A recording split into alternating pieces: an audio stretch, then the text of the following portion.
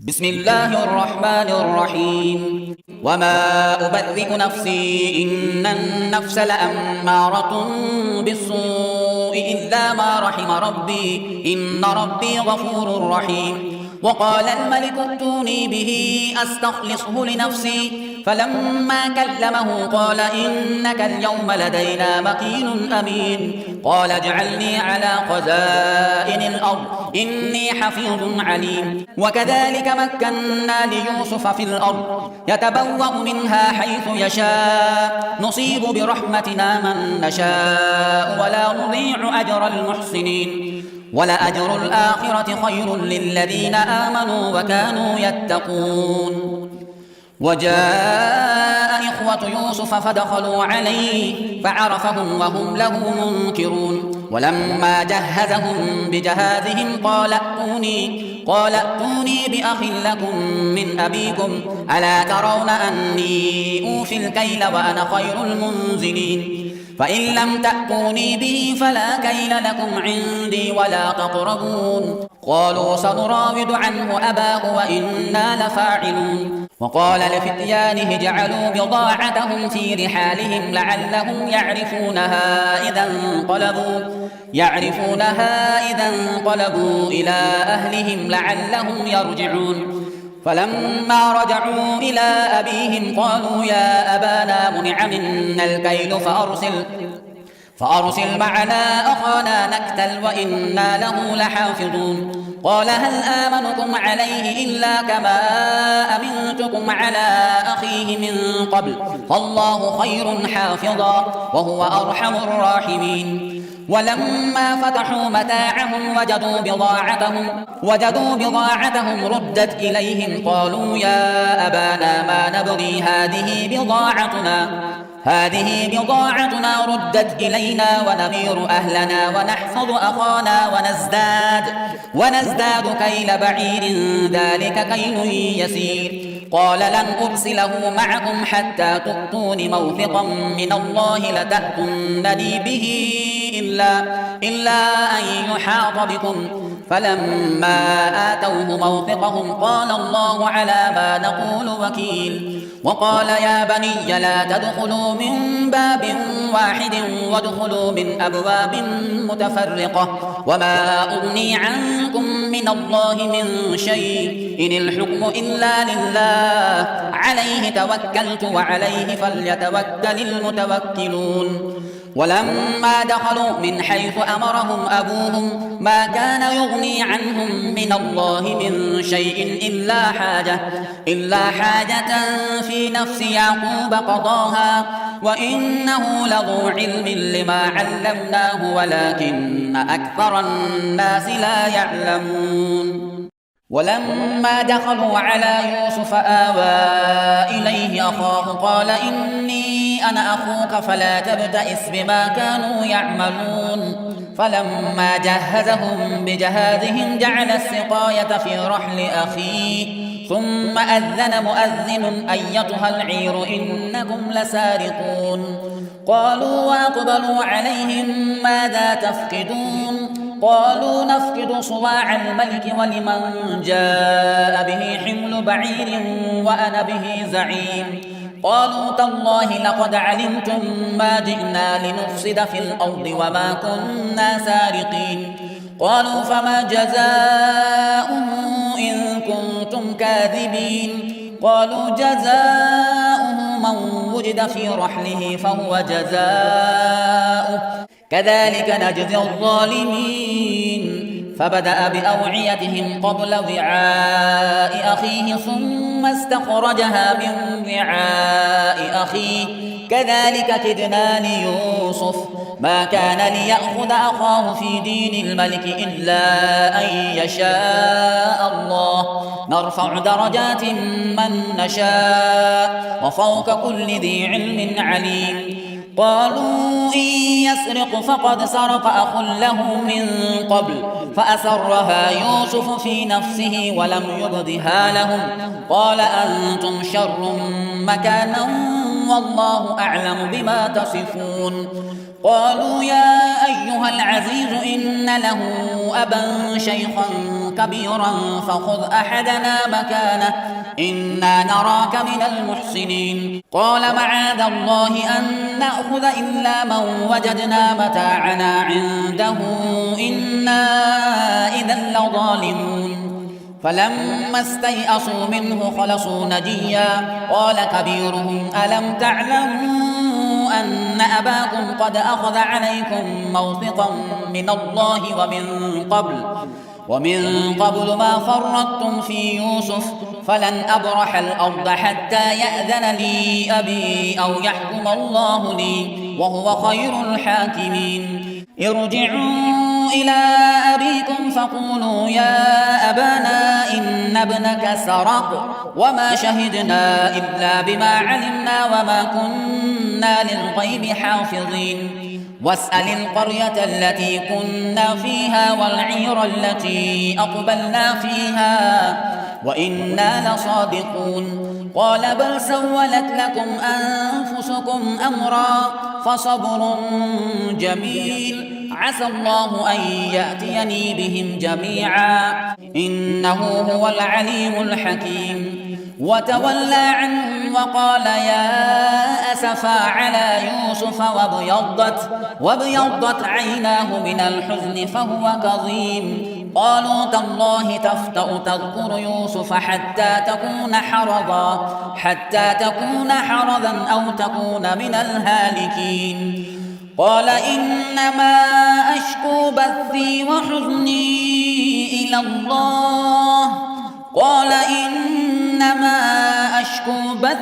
وحزني إلى الله وأعلم من الله ما لا تعلمون يا بني يذهبوا فتحسسوا من يوسف وأخيه ولا تيأسوا من روح الله إنه لا ييأس من روح الله إلا القوم الكافرون فلما دخلوا عليه قالوا يا أيها العزيز مسنا وأهلنا الضر وجئنا ببضاعة مزجاة فأوف لنا الكيل وتصدق علينا إن الله يجزي المتصدقين قال هل علمتم ما فعلتم بيوسف وأخيه إذ أنتم جاهلون قالوا أئنك لأنت يوسف قال أنا يوسف وهذا أخي قد من الله علينا إنه من يتق ويصبر فإن الله لا يضيع أجر المحسنين قالوا تالله لقد آثرك الله علينا وإن كنا لخاطئين قال لا تثريب عليكم اليوم يغفر الله لكم وهو أرحم الراحمين اذهبوا بقميصي هذا فألقوه على وجه أبي يأت بصيرا وأتوني بأهلكم أجمعين ولما فصلت العير قال أبوهم إني لأجد ريح يوسف لولا أن تفندون قالوا تالله إنك لفي ضلالك القديم فلما أن جاء البشير ألقاه على وجهه فارتد بصيرا قال ألم أقل لكم إني أعلم من الله ما لا تعلمون قالوا يا أبانا استغفر لنا ذنوبنا إنا كنا خاطئين قال سوف أستغفر لكم ربي إنه هو الغفور الرحيم فلما دخلوا على يوسف آوى إليه أبويه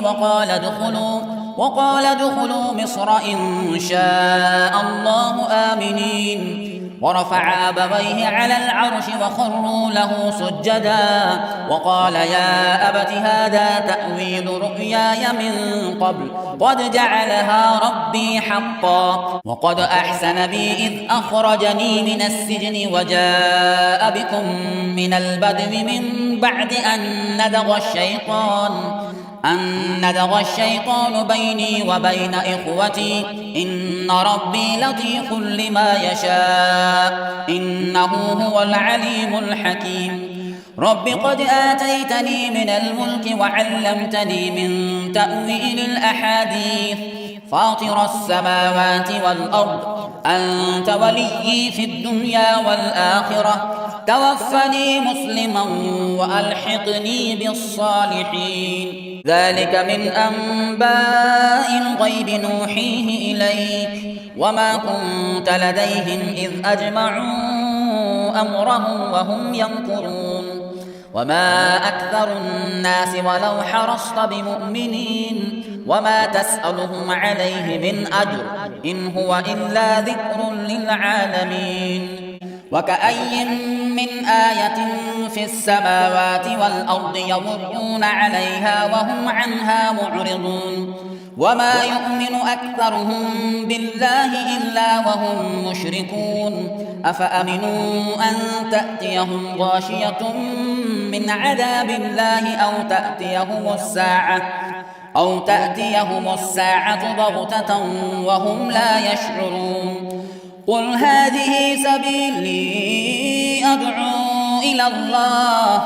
على بصيرة أنا ومن اتبعني وسبحان الله وما أنا من المشركين وما أرسلنا من قبلك إلا رجالا نوحي إليهم من أهل القرى أفلم يسيروا في الأرض فينظروا كيف كان عاقبة الذين من قبلهم ولدار الآخرة خير للذين اتقوا أفلا تعقلون حتى إذا استيأس الرسل وظنوا أنهم قد كذبوا جاءهم نصرنا فنجي من نشاء ولا يرد بأسنا عن القوم المجرمين لقد كان في قصصهم عبرة لأولي الألباب ما كان حديثا يفترى ولكن تصديق الذي بين يديه وتفصيل كل شيء وهدى ورحمة لقوم يؤمنون بسم الله الرحمن الرحيم ألف لام ميم را تلك آيات الكتاب والذي أنزل إليك من ربك الحق ولكن أكثر الناس لا يؤمنون الله الذي رفع السماوات بغير عمد ترونها ثم استوى على العرش وسخر الشمس والقمر كل يجري لأجل مسمى يدبر الأمر يفصل الآيات لعلكم بلقاء ربكم توقنون وهو الذي مد الأرض وجعل فيها رواسي وأنهارا ومن كل الثمرات جعل فيها زوجين اثنين يغشي الليل النهار إن في ذلك لآيات لقوم يتفكرون وفي الأرض قطع متجاورات وجنات من أعناب وزرع ونخيل صنوان وغير صنوان يسقى بماء واحد ونفضل بعضها على بعض في الأكل إن في ذلك لآيات لقوم يعقلون وإن تعجب فعجب قولهم أإذا كنا ترابا أإنا لفي خلق جديد أولئك الذين كفروا بربهم وأولئك الأغلال في أعناقهم وأولئك أصحاب النار هم فيها خالدون ويستعجلونك بالسيئة قبل الحسنة وقد خلت من قبلهم المثلات وإن ربك لذو مغفرة للناس على ظلمهم وإن ربك لشديد العقاب ويقول الذين كفروا لولا أنزل عليه آية من ربه إنما أنت منذر ولكل قوم هاد الله يعلم ما تحمل كل أنثى وما تغيض الأرحام وما تزداد وكل شيء عنده بمقدار. عالم الغيب والشهادة الكبير المتعال. سواء منكم من أسر القول ومن جهر به ومن هو مستخف بالليل وسارب بالنهار. له معقبات من بين يديه ومن خلفه يحفظونه من أمر الله. إن الله لا يغير ما بقوم حتى يغيروا ما بأنفسهم. وإذا أراد الله بقوم سوءا فلا مرد له وما لهم من دونه من وال. هو الذي يريكم البرق خوفا وطمعا وينشئ السحاب الثقال ويسبح الرعد بحمده والملائكة من خيفته ويرسل الصواعق فيصيب بها من يشاء وهم يجادلون في الله وهو شديد المحال. له دعوة الحق والذين يدعون من دونه لا يستجيبون لهم بشيء إلا كباسط كفيه إلى الماء ليبلغ فاه وما هو ببالغه وما دعاء الكافرين إلا في ضلال. ولله يسجد من في السماوات والأرض طوعا وكرها وظلالهم بالغدو والآصال. قل من رب السماوات والأرض قل الله. قل أفاتخذتم من دونه أولياء لا يملكون لأنفسهم نفعا ولا ضرا.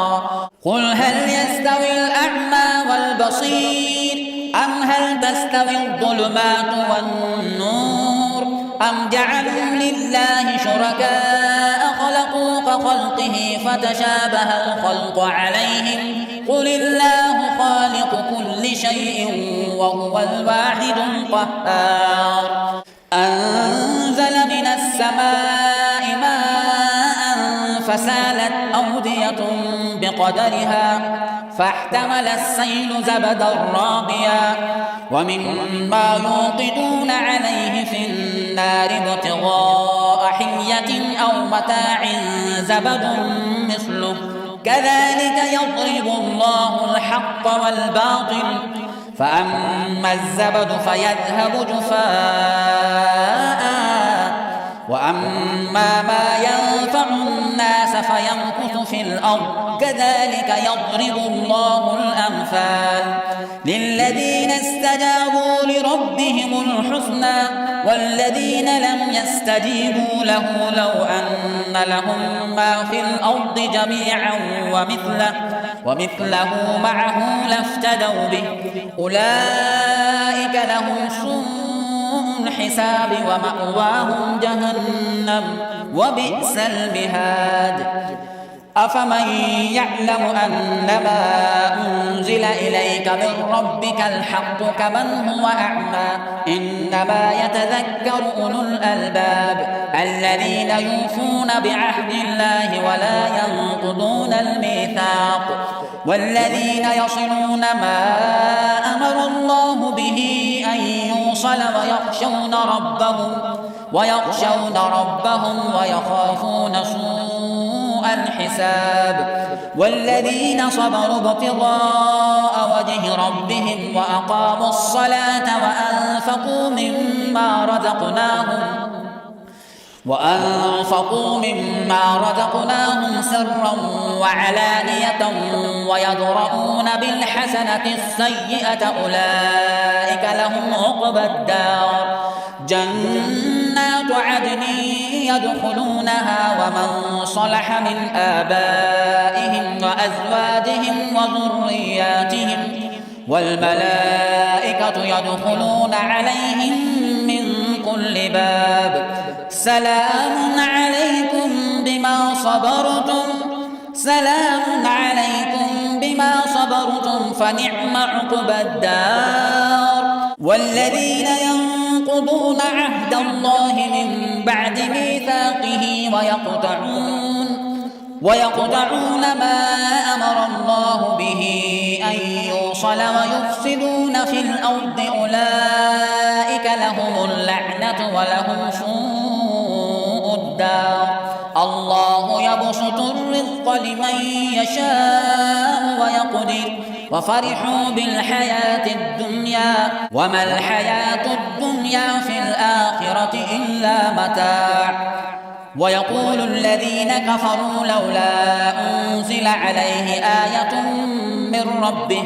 قل إن الله يضل من يشاء ويهدي إليه من أناب. الذين آمنوا وتطمئن قلوبهم بذكر الله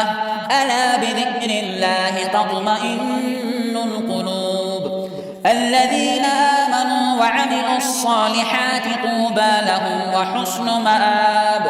كذلك أرسلناك في أمة قد خلت من قبلها أمم لتتلو عليهم الذي أوحينا إليك وهم يكفرون بالرحمن قل هو ربي لا إله إلا هو عليه توكلت وإليه متاب. ولو أن قرآنا سيرت به الجبال أو قطعت به الأرض أو كلم به الموتى بل لله الأمر جميعا. أفلم ييأس الذين آمنوا أن لو يشاء الله لهدى الناس جميعا ولا يزال الذين كفروا تصيبهم بما صنعوا قارعة أو تحل قريبا من دارهم حتى يأتي وعد الله إن الله لا يخلف الميعاد. ولقد استهزئ برسل من قبلك فأمليت للذين كفروا ثم أخذتهم فكيف كان عقاب. أفمن هو قائم على كل نفس بما كسبت وجعلوا لله شركاء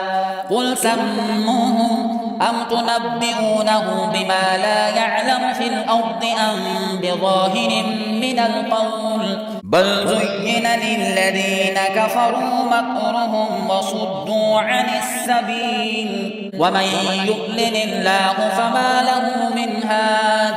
لهم عذاب في الحياة الدنيا ولعذاب الآخرة أشق وما لهم من الله من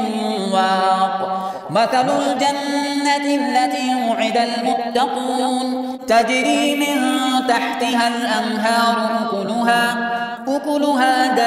دائم وظلها تلك عقبى الذين اتقوا وعقبى الكافرين النار. والذين آتيناهم الكتاب يفرحون بما أنزل إليك ومن الأحزاب من ينكر بعضه قل إنما أمرت أن أعبد الله ولا أشرك به إليه أدعو وإليه مآب. وكذلك أنزلناه حكما عربيا ولئن اتبعت أهواءهم بعدما جاءك من العلم ما لك من الله من ولي ولا واق. ولقد أرسلنا رسلا من قبلك وجعلنا لهم أزواجا وذرية وما كان لرسول أن يأتي بآية إلا بإذن الله لكل أجل كتاب. يمحو الله ما يشاء ويثبت وعنده أم الكتاب. وإما نرينك بعض الذي نعدهم أو نتوفينك فإنما عليك البلاغ وعلينا الحساب. أولم يروا أنا نأتي الأرض ننقصها من أطرافها والله يحكم لا معقب لحكمه وهو سريع الحساب وقد مكر الذين من قبلهم فلله المكر جميعا يعلم ما تكسب كل نفس وسيعلم الكفار لمن عقبى الدار ويقول الذين كفروا لست مرسلا قل كفى بالله شهيدا بيني وبينكم ومن عنده علم الكتاب بسم الله الرحمن الرحيم ألف لام را كتاب أنزلناه إليك لتخرج الناس من الظلمات إلى النور بإذن ربهم إلى صراط العزيز الحميد الله الذي له ما في السماوات وما في الأرض وويل للكافرين من عذاب شديد الذين يستحبون الحياة الدنيا على الآخرة ويصدون عن سبيل الله ويبغونها عوجا أولئك في ضلال بعيد وما أرسلنا من رسول إلا بلسان قومه ليبين لهم فيضل الله من يشاء ويهدي من يشاء وهو العزيز الحكيم ولقد أرسلنا موسى بآياتنا أن أخرج قومك من الظلمات إلى النور وذكرهم بأيام الله إن في ذلك لآيات لكل صبار شكور وإذ قال موسى لقومه اذكروا نعمة الله عليكم إذ أنجاكم من آل فرعون يصومونكم سوء العذاب ويذبحون أبناءكم ويستحيون نساءكم وفي ذلكم بلاء من ربكم عظيم وإذ تأذن ربكم لئن شكرتم لأزيدنكم ولئن كفرتم إن عذابي لشديد وقال موسى إن تكفروا أنتم ومن في الأرض جميعا فإن الله لغني حميد ألم يأتكم نبأ الذين من قبلكم قوم نوح وعاد وثمود والذين من بعدهم لا يعلمهم إلا الله جاءتهم رسلهم بالبينات فردوا أيديهم في أفواههم وقالوا إنا كفرنا بما أرسلتم به وإنا لفي شك مما تدعوننا إليه مريب قالت رسلهم أفي الله شك فاطر السماوات والأرض يدعوكم ليغفر لكم من ذنوبكم ويؤخركم إلى أجل مسمى قالوا إن أنتم إلا بشر مثلنا تريدون أن تصدونا عما كان يعبد آباؤنا فأتونا بسلطان مبين قالت لهم رسلهم إن نحن إلا بشر مثلكم ولكن الله يمن على من يشاء من عباده وما كان لنا أن نأتيكم بسلطان إلا بإذن الله وعلى الله فليتوكل المؤمنون وما لنا ألا نتوكل على الله وقد هدانا سبلنا ولنصبرن على ما آذيتمونا وعلى الله فليتوكل المتوكلون وقال الذين كفروا لرسلهم لنخرجنكم من أرضنا أو لتعودن في ملتنا فأوحى إليهم ربهم لنهلكن الظالمين ولنسكننكم الأرض من بعدهم ذلك لمن خاف مقامي وخاف وعيد واستفتحوا وخاب كل جبار عنيد من ورائه جهنم ويسقى من ماء صديد يتجرعه ولا يكاد يسيغه ويأتيه الموت من كل مكان وما هو بميت ومن ورائه عذاب غليظ مثل الذين كفروا بربهم أعمالهم كرماد اشتدت به الريح في يوم عاصف لا يقدرون مما كسبوا على شيء ذلك هو الضلال البعيد ألم تر أن الله خلق السماوات والأرض بالحق إن يشأ يذهبكم ويأتي بخلق جديد وما ذلك على الله بعزيز وبرزوا لله جميعا فقال الضعفاء للذين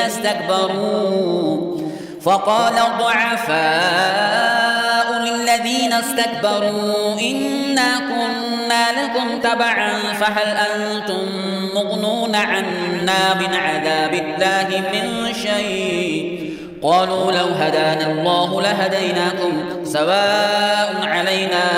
أجزعنا أم صبرنا ما لنا من محيص وقال الشيطان لما قضي الأمر إن الله وعدكم وعد الحق ووعدتكم فأخلفتكم وما كان لي عليكم من سلطان إلا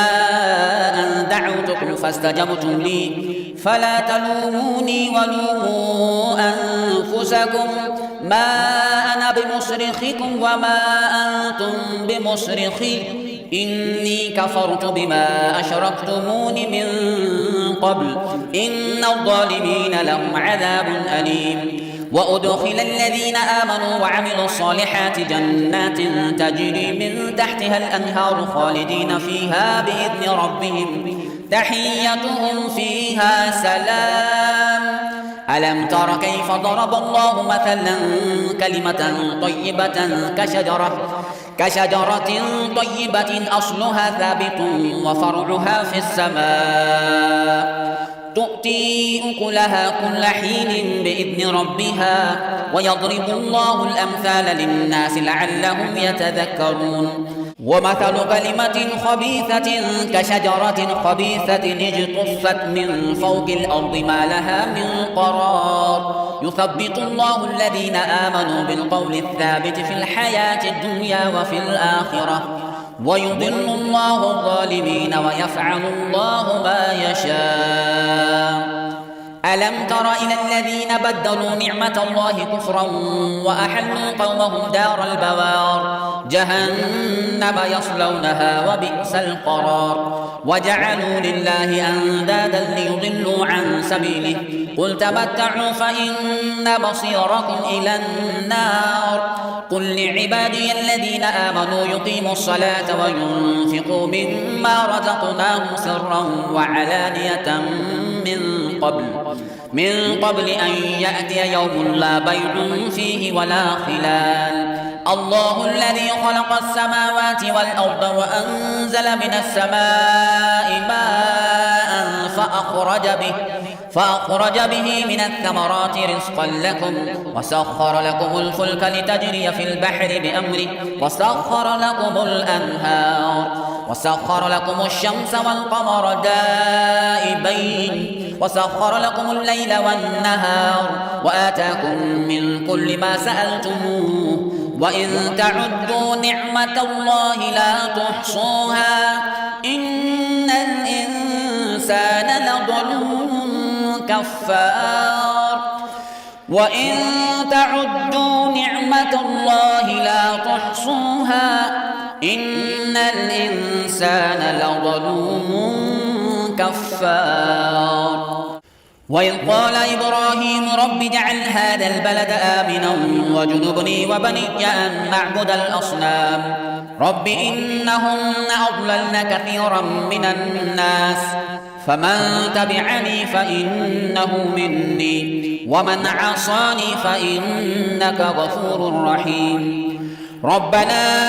إني أسكنت من ذريتي بواد غير ذي زرع عند بيتك المحرم ربنا ليقيموا الصلاة فاجعل أفئدة من الناس تهوي إليهم وارزقهم من الثمرات لعلهم يشكرون ربنا إنك تعلم ما نخفي وما نعلن وما يخفى على الله من شيء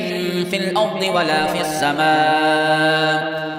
الحمد لله الذي وهب لي على الكبر إسماعيل وإسحاق إن ربي لسميع الدعاء رب اجعلني مقيم الصلاة ومن ذريتي ربنا وتقبل دعاء ربنا اغفر لي ولوالدي وللمؤمنين يوم يقوم الحساب ربنا اغفر لي ولوالدي وللمؤمنين يوم يقوم الحساب ولا تحسبن الله غافلا عما يعمل الظالمون إنما يؤخرهم ليوم تشخص فيه الأبصار مهطعين مقنعي رؤوسهم لا يرتد إليهم طرفهم وأفئدتهم هواء وأنذر الناس يوم يأتيهم العذاب فيقول الذين ظلموا ربنا أخرنا إلى أجل قريب نجب دعوتك ونتبع الرسل أولم تكونوا أقسمتم من قبل ما لكم من زوال وسكنتم في مساكن الذين ظلموا أنفسهم وتبين لكم كيف فعلنا بهم وضربنا لكم الأمثال وقد مكروا مكرهم وعند الله مكرهم وإن كان مكرهم لتزول منه الجبال فلا تحسبن الله مخلف وعده رسله إن الله عزيز ذو انتقام يوم تبدل الأرض غير الأرض والسماوات وبرزوا لله الواحد القهار وترى المجرمين يومئذ مقرنين في الأصفاد سرابيلهم من قطران وتغشى وجوههم النار ليجزي الله كل نفس